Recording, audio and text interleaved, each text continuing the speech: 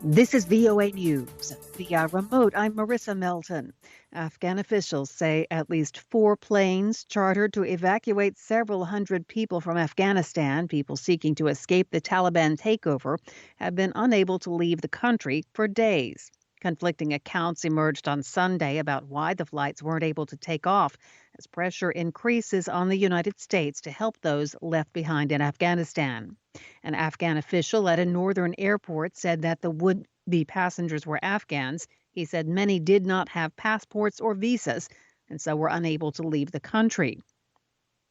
But the top Republican on the U.S. House Foreign Affairs Committee, Michael McCaul of Texas, told Fox News that the group included Americans and that they were sitting on the planes, but the Taliban was not letting them leave. He didn't say where that information came from.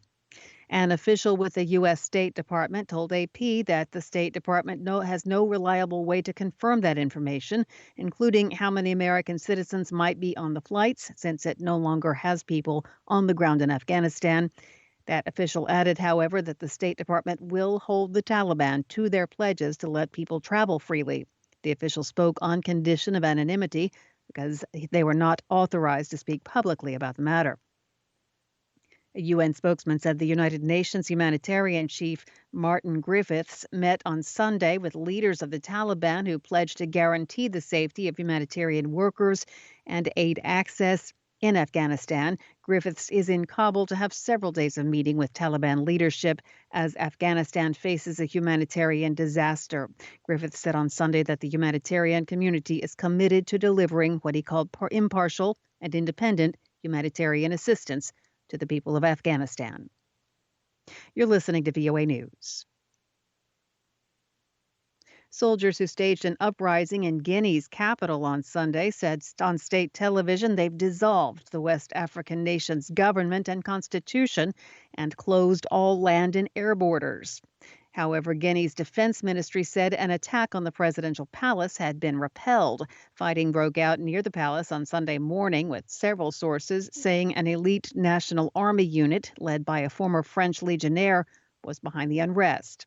Unverified videos on social media on Sunday afternoon showed President Alpha Conde in a room surrounded by Army Special Forces. Conde's whereabouts were not immediately clear. He won a third term in October after changing the Constitution to allow him to stand for president again.